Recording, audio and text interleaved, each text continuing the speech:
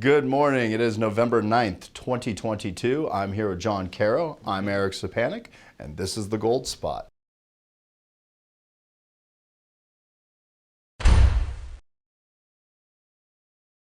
All right, so by the time you watch this, it will be Friday, and the first thing I want to say is it's Veterans Day, and we want to take a second to thank all those that have served. And John, I know you're one of those, so thank you very much. And to all our clients, and we have quite a few of them that are veterans, thank you very much for your service.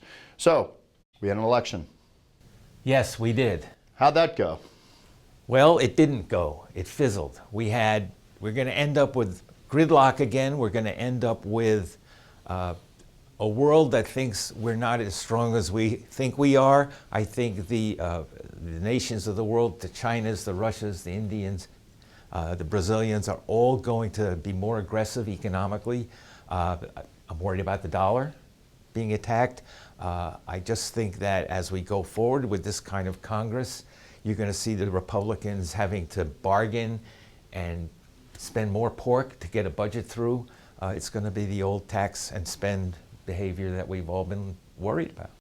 Yeah, I think that most people woke up and they were very, I mean, one thing that I take away from it is just so divided in between the middle of the way that people are thinking about things. But obviously, because of the business that we're in, we tend to think more about the economic side of the decisions that are happening through Washington. And obviously, as you've been watching us all the way through COVID and all these bailouts and everything else that we've been talking about, we're not in favor of these things because what it does is devalues the currency. Now, is that good for gold?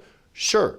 But there's bigger things than just our business. We want to see the vitality of the country and our economy flourish because, well, we have to live here. So that's very important. But what do you see happening now if we try pushing through another $1 trillion whatever? Santa Claus, Santa Claus is coming to town pretty soon here, so I'm sure he's going to want to give away more free money.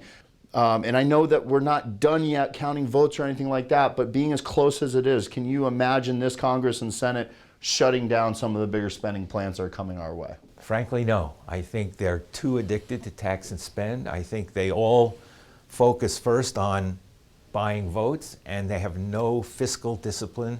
They have no monetary discipline. There's no penalty for these guys for overspending, and the bubble is getting bigger and tighter. And at some point, the free market's going to take over, and we're going to have problems.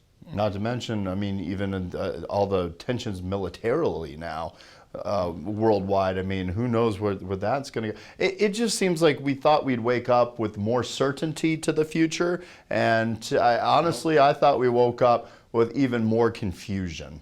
Well, there's no certainty because it's chaos. Nobody's in charge. Nobody wants to take charge of anything, and the voters seem to be approving that. So, I mean, we'll see. I mean, like we said, we're not fully out, down the road yet, but we're definitely concerned. Let's say at the very least at this point in time. And once again, and I kind of bring it back around to, do we continue on this path of modern monetary theory where the whole plan is just spend it and we'll figure it out later? That's the plan, and that brings me to one of my favorite comments is protect your assets. Take a look at what you've got and make sure it's secure for your benefit, not for the benefit of the government. Absolutely. And if there's ever been a good time to look at it, where prices are right now, I don't think there's been a better one. So thank you very much for joining us, and we will see you next week. Have a good weekend.